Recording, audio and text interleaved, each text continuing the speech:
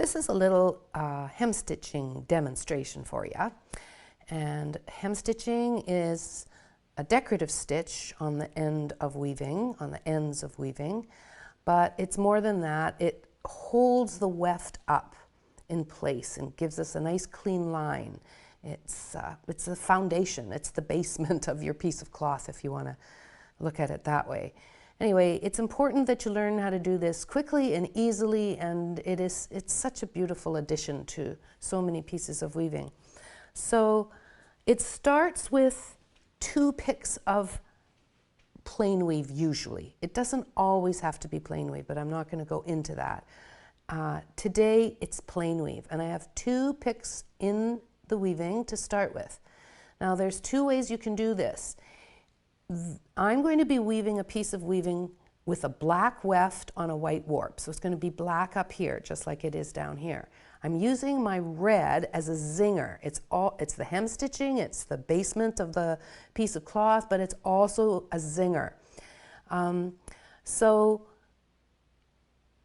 because I'm going to need to do a color change up here, I've left my first tail short, and it will become part of the fringe and be a little zinger as it comes down into the fringe.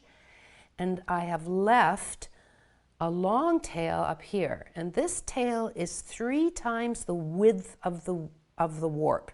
I always give myself a little bit more than 3 times the width because it sucks when you run out of weft thread when you're hem stitching. Anyway, now I'm going to describe the stitches. There's 2 stitches for every group of threads, and you decide on how many threads you want to have in a group. I generally, you don't want them too small, you don't want them too big. It's the Goldilocks story. So if you're unsure, do a few stitches and see what it looks like in tiny bouts. You don't want to do anything like 2 ends and 2 ends. That's a little too small. But 8 ends is too big. So you need to do some tests and see which one you like the best. There's no rule around this that you have to have a certain number of threads in every bout. It's what looks best and suits the cloth, and that is always dependent on how many threads you have in an inch. So this particular piece of weaving is 12 ends per inch. I'm going to put 4 threads in every group. So that gives me 3 bouts of hem stitching in my inch. But you do what you think looks best. So I'm also including my floating selvage in that first group of threads. So here we go. I've got them on the needle. 2 stitches per bundle. The first stitch, the needle is in a flat position.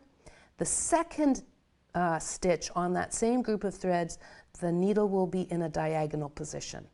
So here's our first stitch. We scoop them all up. Let me get it. There we go. So flat. Pull the thread all the way through. And there's my tail. Then you go to where you started and you come up in the same position. Your needle is coming up and the needle's also in that diagonal position. That's putting a diagonal line on the back side of the cloth. So now let's go get our next group of threads. Flat. Pull it straight through, go back to where you started, diagonal, and up. Oh gosh, I got 5 in there. That's what happens when your eyes get old. Oh well, please forgive me, we're going to carry on. Flat and diagonal. So every group of threads, there's your next group. 4 threads on the needle. The needle's flat.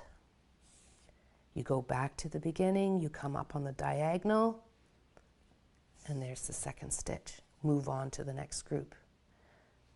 Flat, back to the beginning, diagonal, on to the next stitch. So it's very quick and easy once you get going. And here's another trick. When you put this in, take the needle, give it right back so you don't end up putting a twist into your yarn. This needle eye is still flat, so I've pinched it. I'm pinching it again on the flat of the eye, and I pull in opposite directions and I drop it down there.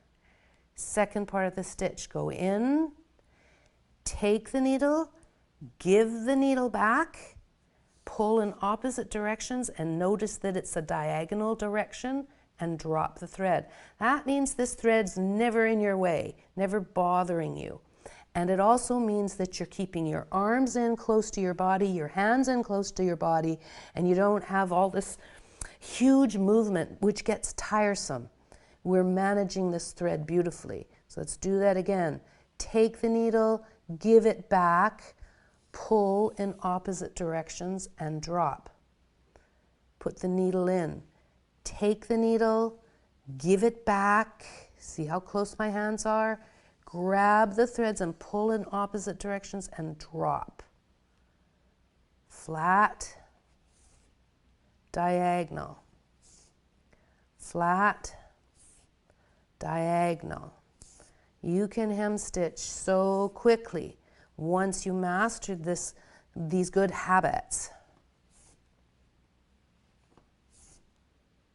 All right.